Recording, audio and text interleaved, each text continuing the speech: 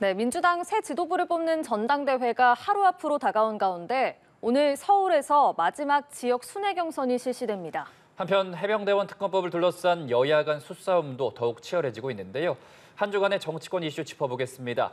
홍석준 전 국민의힘 의원, 최인호 전 민주당 의원 나와 있습니다. 어서 오십시오. 안녕하세요. 반갑습니다. 네. 자, 오늘 민주당 전당대회 얘기부터 해보겠습니다. 더불어민주당 새 지도부가 이제 내일이면 확정이 되겠습니다.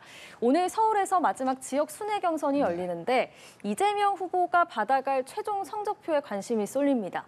이른바 9대0, 90% 득표율을 넘길 수 있을까? 이게 좀 관심인데 어떻게 예상하십니까? 네, 방금 말씀하신 대로 과연 이재명 대표가 90%를 넘길 수 있느냐, 9대0을 달성할 수 있느냐 하는 것이 이제 여러 가지 주목을 받고 있는데요. 지금까지 개표된 사항이 절반이 개표가 덜 됐습니다. 그러니까 아직 국민 여론조사 30%가 지금 하고 있는 중이고요. 또 오늘 서울 권리당원이 7%가 발표가 안 됐습니다. 또 대의원 투표는 내일 전당대회장에서 14%가 또 투표를 하게 됩니다. 또 지금까지 하지 못했던 ARS 투표가 약 한 5% 정도 되기 때문에 이것을 다 합치면 과반이 넘는 권리당원이나 여러 가지 이제 국민 여론조사가 포함이 안 됐기 때문에 여러 가지 분명히 변수들은 있을 것이다 이렇게 봅니다. 다만 이재명 대표가 되는 데는 이론의 여지가 없고요. 방금 말씀하신 대로 90% 넘길 수 있느냐 없느냐, 또 김두관 후보가 10% 두 자리 숫자를 기록할 수 있느냐 없느냐가 관심인데 지금 제일 많이 남은 일반 국민 여론조사에는 아무래도 일반 당원들, 권리당원들의 투표 흐름과 괴를 같이 하지 않겠는가. 이런 측면에서는 이재명 후보가 90%를 넘는 득표를 할 수 있을 것이라는 부분에서 상당히 플러스적인 요인이 될 것이고 다만 14%에 점하는 대의원 투표는 일반 권리당원 투표와 조금 다른 결을 가진 대의원들도 있다. 그런 측면에서 김두관 후보는 이 대의원표에서 상당히 선전을 기대하고 있는 것 같습니다. 그래서 이 대의원표와 일반 국민 투표의 결과에 따라서 9대0이 달성될 수 있느냐 없느냐, 또 김두관 후보가 두 자리 숫자의 지지를 기록할 수 있느냐 없느냐에 달려있다 이렇게 봐집니다. 득표율 90% 넘길 거라 보세요?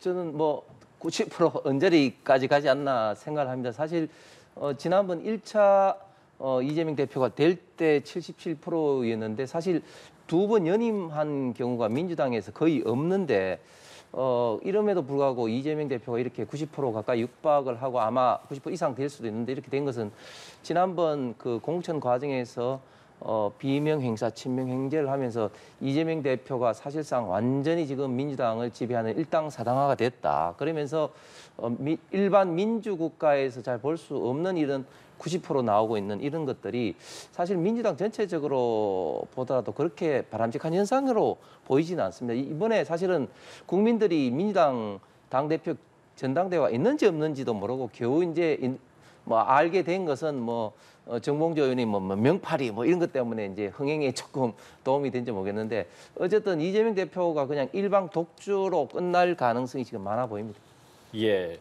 한편 5명을 뽑는 최고위원단 순위 싸움도 막판까지 치열한 상황입니다.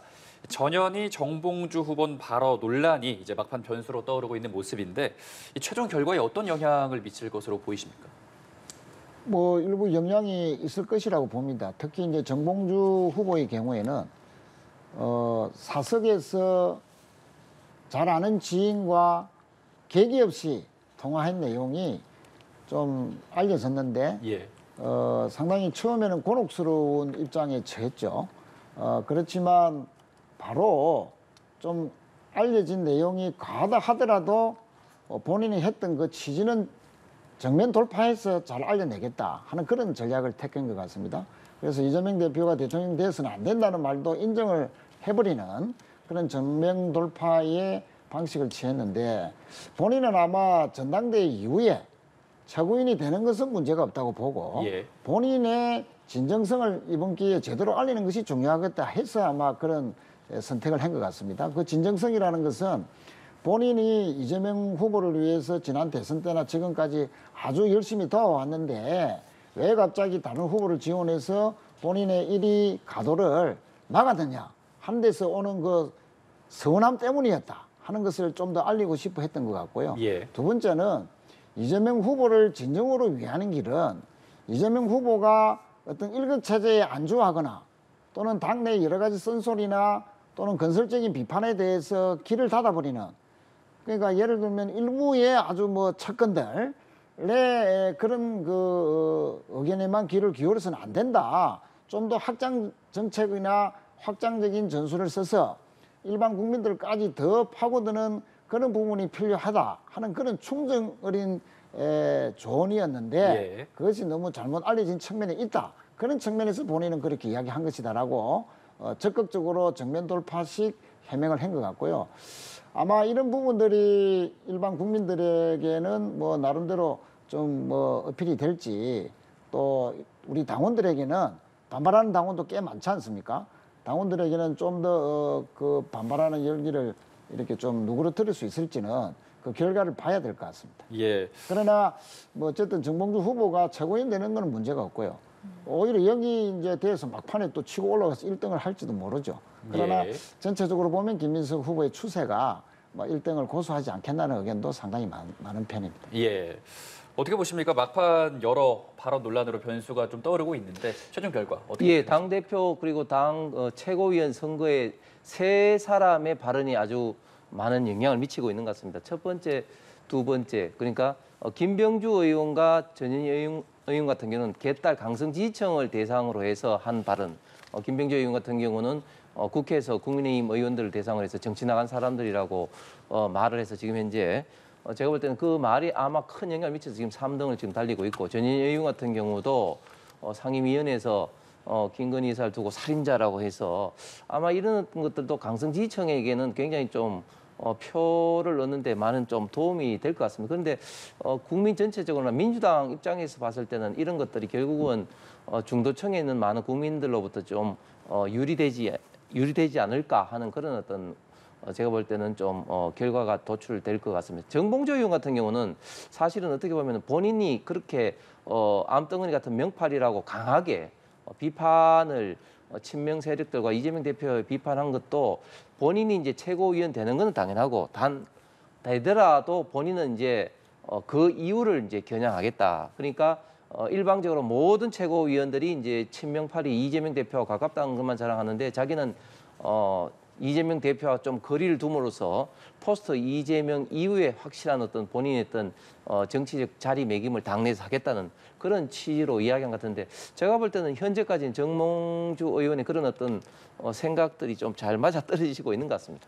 예, 이재명 전 대표가 연임에 성공한다면 지명직 최고위원으로 최근에 복권된 김경수 전 지사를 택할 수 있다. 이런 전망도 나오는데 실현 가능성이 있다고 보십니까? 뭐 결론적으로 말씀드리면 저는 뭐 거의 가능성이 없다. 왜냐하면 우선 시기적으로 맞지 않습니다. 김경수 지사는 지금 유럽에서 유학 중이지 않습니까? 또 본인도 최근에 연말까지는 공부를 계속 할 것이다 라고 했기 때문에 전당대회가 끝나고 나면은 아마 다음 주 중에는 지명직 최고위원이 임명이 돼야 될 것인데 시기적으로 너무 맞지 않습니다. 예. 그리고 본인도 잠재적인 대선 주자로 분류가 되는데 본인의 힘으로 따낸 최고위원이 아니고 어떤 주어진 지명직 최고위원을 받는 것이 맞겠는가 하는 측면에서도 그건 또 뭐 좀 계획에 올리지 않는다 하는 그런 측면도 있을 수 있고요. 그리고 김경수 지사가 만약에 이제 귀국을 일찍 한다 하더라도 어떤 당 지도부에서 바로 시작하기보다는 정치적인 행보를 다양한 인사들을 다양한 현장에서 다양한 또 국민들의 이야기를 들으면서 정치를 준비하는 것이 맞지 않겠나 하는 그런 측면에서 본다면 김경수 지사가 지명직 최고위원으로 동의할 리도 좀 여러 가지 가능성이 낮고 또 그렇게 될 수는 가능성이 별로 없다. 막 그렇게 봐집니다. 네, 가능성이 거의 없다라고 말씀을 하셨는데 비슷하게 전망하십니까? 예, 저도 뭐 우리 최인 의원님 말씀 전적으로 동의하는데, 왜냐하면 지금 김경수 전 지사 같은 경우는 하등에 지금 지명직 최고위원에 들어갈 필요가 없는 게 시간이 가면 갈수록 김경수 전 지사의 몸값이 자꾸 올라갑니다. 왜냐하면 10월 달이 되면 이재명 대표가 공직선거법과 위정교사 관련된 1심 판결이 나오는데 현재까지는 그게 유죄가 될 가능성이 굉장히 지금 많아 보이거든요. 그러면 유죄 판결이 나면 민주당 지지층에서 굉장히 차기 어떤 대선을 앞두고 굉장히 좀 동요가 일어나게 되고 그렇게 되면 자연스럽게 당내외에 많은 어떤 그 지지층들이 김경수 전 지사를 원할 겁니다. 그렇게 몸값이 높아지는 그런 어떤 시간의 어떤 흐름이 있는데 굳이 본인이 지명직 최고위원으로 들어갈 필요가 하등이 필요가 없다고 보여집니다. 예, 이번에 해병대원 특검법 이야기를 한번 짚어보겠습니다. 한동훈 대표가 제안했던 제3자 추천 방식의 해병대원 특검법을 이제 민주당이 수용할 수 있다라고 밝혔는데 이제 더 강화된 세 번째 특검법이 이제 내놔진 지 얼마 되지 않았는데 이렇게 나왔단 말이죠. 어떤 배경이 있다고 보십니까? 글쎄 말입니다. 저는 민주당이 너무 최근에 특검, 탄핵 이런 좀 헌법적 참 무거운 수단을 이렇게 가볍게 너무너무 가볍게 지금 다루고 있다. 잘 아시는 것처럼 특검이란 것은 대통령의 아주 예외적인 집행권의 국회가 이제 인정하는 어떤 수단인데 그런 어떤 전제가 헌법에서도 수사가 미진하다든지 아니면 여야가 합의하는 그런 어떤 엄격한 조건 하에서만 사실은 특검이 지금까지 이루어지고 있는 게 상례인데 지금 이때까지 민주당은 보면 1차 21대 마지막에 그리고 지금 2차, 3차 안이 자꾸 지금 쉽게 달라지고 있다. 그런데 최근에 또 어제 또 박찬대 원내대표 같은 경우는 또 완전히 또 새로운 다른 안을 이야기를 하면서 한동훈 대표의 3자 특검을 받을 수 있다 이렇게 이야기를 하는데 저는 좀 그 점에 있어서 민주당이 너무 지금 쉽게 접근하고 있다 생각을 하고 사실 특검에서 합의를 해야 될 사항은 세 가지입니다. 첫 번째는 어떤 부분을 할 것이냐, 또 두 번째는 어떤 시기 할 것이냐, 세 번째는 특검의 어떤 추천 방식인데 이제 3자 추천 특검 방식은 이제 합의가 이제 된 것 같습니다. 이제 그러면 내용을 어떻게 할 것이냐, 그리고 시기를 어떻게 할 것이냐 문제인데 저희 당은 윤석열 대통령을 비롯해서 지금까지 일관되게 최대한 빨리 이제 이제 일반 경찰 특히 지금 공수처 수사 이후에 하자는 어떤 그런 어떤 시기를 지금 이야기를 지금 하고 있고 한동훈 대표도 지난 대표 경선 때 3자 특검 추천 방식 이야기했지만 시기에 대해서는 명확하게 이야기를 하지 않은 어떤 그런 상황입니다. 그리고 내용에 대해서는 한동훈 대표가 지금 이제 그 소위 말하는 제보 조작까지 포함을 시키자는 그런 어떤 이야기 때문에 저희 당내에서 내용과 시기를 좀 더 의논을 해야 될 어떤 그런 어떤 시기인 것 같습니다. 예, 특검을 두고 방식은 합의가 됐고 이제 시기와 내용이 관건이다라고 말씀을 해주셨는데 어떻게 보십니까? 민주당의 이런 이 한동훈 대표의 이 특검법 수용 의사 어떻게 보고 계십니까? 네, 박찬대 원내대표가 어제 전격적으로 제3자 추천 특검안도 받을 수 있다. 한동훈 대표가 제안했던 안도 받을 수 있다라고 이제 전격 제안을 했지 않습니까? 사실은 그동안 저희 당에서는 여러 가지 고민이 많았습니다. 지난주에 이 자리에서도 저도 말씀을 드렸지만 대통령이 거부권으로 인해서 제재 발의까지 했습니다. 특검에 대해서.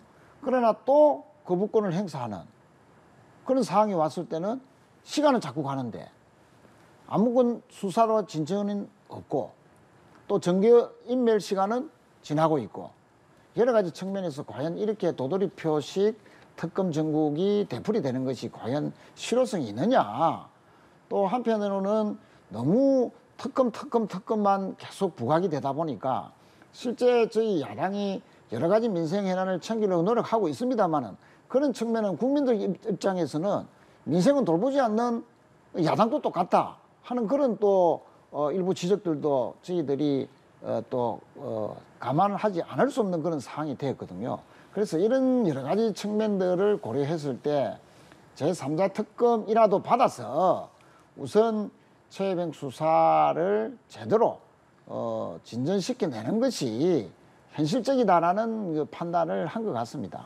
그래서 앞으로 이 문제는 이제 한동훈 대표가 물론 뭐 본인들은 제보 공작이라고 표현합니다만은 과연 그것이 공작으로 이루어진 제보인지 진실에 기초한 제보인지까지도 포함해서 제3자 추천 특검을 성사시키고 그래서 실효적인 수사가 있어서 진실이 규명되는 그런 상황을 만드는 것이 중요하다. 여기서 한 가지 이제 조언을 드리는 것은 한동훈 대표에게 아마 국힘 내부에서도 자꾸 조건을 더 달고 또 달아서 결과적으로 특검 자체를 무산시키려고 조언하는 분들도 분명히 있을 겁니다. 그러나 그러한 그 조언을 한 대표는 소신 있게 물리쳐야 되고, 원래 전당대회에서 제3자 특검 추진으로 63%라는 많은 득표를 했기 때문에 국민들과의 약속을 제대로 지켜야 된다. 이제는 소위 말하는 제보 공작의 수사까지도 받아들인다면 바로 그것으로 해서 이제는 특검 법을 발의하고 빠른 시간 내에 여야 협상을 완료해서 특검 수사가 제대로 진행되는 데 협조해야 될 것이다. 네. 저는 그렇게 생각합니다. 예, 말씀하신 부분 좀 이어서 질문을 드리면, 한동훈 대표가 제보 공작 의혹까지 수사 대상에 포함하자 이렇게 맞받았고, 이에 대해서 박찬대 직무대행은 제보 공작 의혹을 포함한 특검법도 받을 수 있다. 다시 한 대표에게 좀 공을 넘기고 압박하는 모양새로 비춰지는데 어떻게 보십니까? 예, 그렇습니다. 제보 공작이라는 게 사실은 이 최혜병 이 사건이 사실 이제 시작인 것이죠. 원래 저도 1년 정도 전에 작년 7월 22일 날 최혜병이 불의 사고로 돌아가시고 난 다음에 이제 포항에서 연결식 있을 때 이제 그 연결식에 참석을 했습니다만은 민주당은 처음에는 이 사안에 대해서 사실은 관심이 전혀 없었습니다. 그러다가 이제 수사 외압의 일부 어떤 보도가 나오면서 이제 본격적으로 이제 특검 드라이브를 걸기 시작했는데, 왜 수사 외압이 나왔느냐 하는 것이 바로 제보 공작이라는 겁니다. 무슨 말인가 하면, 당시에 언론사에 제보를 했다고 있는 김규현 변호사가 민주당 공천을 신청을 했지만 받지 못하고 떨어진 상태죠. 그래서 그 사람이 결국은 제보를 좀 악의적이고 조작적인 어떤 제보를 통해서 언론에 났고, 그것이 이제 마치 수사 외압이 있는 것처럼 비춰져서 지금 현재 이런 어떤 특검의 논의가 시작됐기 때문에 당연히 이런 어떤 제보 공작은 이제 포함돼야 된다는 것이고, 그리고 사실은 저희 당내에서도 지금 현재 특검의 어떤 필요성에 대해서 회의적인 분들이 많은 이유가, 지난 어떤 민주당 주도한 어떤 청문회에서 이미 예를 들면 박정훈 당시 헌병수사단장이 대통령실로부터 아무런 어떤 외압을 받은 바가 없다고도 이야기를 했습니다. 그렇기 때문에 사실 과연 특검을 할 필요성이 있느냐 하는 것이 당내 여전히 있습니다만, 그러나 만약 특검을 하게 된다면은 이런 사안까지 이제 폭넓게 다루어야 된다는 것이 이제 기본적인 입장입니다. 예, 최인호 의원님 의견도 듣겠습니다.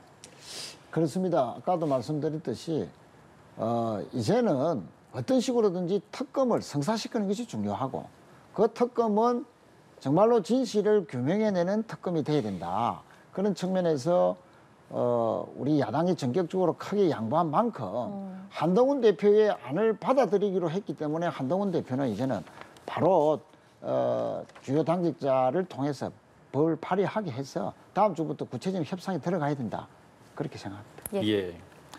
한편 이제 전현희 의원의 발언에 대해서도 박찬대 원내대표가 유감을 표명했는데, 대통령실은 전 의원의 공개 사과를 촉구했습니다. 어떤 추가 조치가 있을까요? 그렇습니다. 전현희 의원은 국민권익위 국장과 얼마 전까지만 하더라도 3년간 같이 근무를 한 분이고, 평소에 그분이 아주 강직한 공직자였다라고 그렇게 기억을 하고 있는 상황에서 그렇게 상부의 어떤 여러 가지 압력들 때문에 그런 불의의 선택을 했다라고 생각해서, 아마 3년간 같이 이렇게 일을 한 당사자로서는 상당히 감정이 격해 있는 상태 아니겠습니까? 그런 측면에서 그런 발언을 한 것 같은데, 어쨌든 국민들의 입장에서 보면 상당히 과했다라는 평가를 피할 길이 없다고 봅니다. 그런 측면에서 박찬대 원내대표가 대신 사과를 하기도 했는데, 전당대회가 끝나고 나면 전현희 의원도 그 부분에 대해서 입장 표명이 있어야 되지 않겠나 이렇게 봐지고요. 다만 전현희 의원의 발언이 과했다라고 지적하는 것도 중요하지만, 국민권익위의 강직한 공직자가 만약에 어떤 상부, 권익위 내에서의 상부의 어떤 상당한 압력 때문에 왜곡된 어떤 조사, 이런 것이 진행된 것에 대한 어떤 여러 가지 부담을 느끼고 그런 선택을 했다. 또는 그러니 이 외부의 어떤 기관의 또 다른 압력도 그렇게 불의의 선택을 하도록 강요했는지에 대해서도 앞으로 이런 진실 규명은 반드시 필요해 보이고 소위 부패를 방지하는 가장 자긍심 높은 그런 기관에서 자긍심을 꺾을 정도로 어떤 외적인 압력이 있었다면은 그 부분은 명백히 밝혀져야 되고 국회에서 이것은 진상조사가 이루어져야 된다. 그런 점도 동시에 강조돼야 된다. 이렇게 생각합니다. 네, 홍 의원님께도 좀 짧게 듣겠습니다. 네, 참 안타까운 일입니다. 이렇게 그 공무원이 극단적인 선택을 한 자체도 참 안타까운데 이 사안을 두고 또 정쟁적으로 이렇게 하는 게 참 너무나 안타깝습니다. 특히 돌아가신 권익위의 국장이 여러 가지 사안을 다루고 있고 특히 그 사안에 대해서 계속해서 그 민주당이 국회로 불러서 압박을 가하고 이런 상황에서 극단적인 선택했는데 그 원인은 아무도 모르는 상황입니다. 그럼에도 불구하고 전인희 의원이 보통 사람도 살인자 하면 얼마나 기분 나쁘고 명예훼손입니까? 그런데 현직 대통령 영부인을 그렇게 김건희 살인자다 이렇게 이야기하는 것은 정말 극언 중에 극언이고 박찬대 원내대표가 사죄를 했다면 본인도 당연히 사죄를 해야 됩니다. 저희 당에서 이재명 대표를 두고 연쇄살인자 하면은 얼마나 반대를 많이 하겠습니까? 이 문제에 대해서는 반드시 전인희 의원이 사죄가 필요하다고 생각합니다. 네, 오늘 말씀 여기까지 듣겠습니다. 지금까지 홍석준 전 국민의힘 의원, 최인호 전 민주당 의원과 함께했습니다. 오늘 말씀 고맙습니다. 고맙습니다. 감사합니다.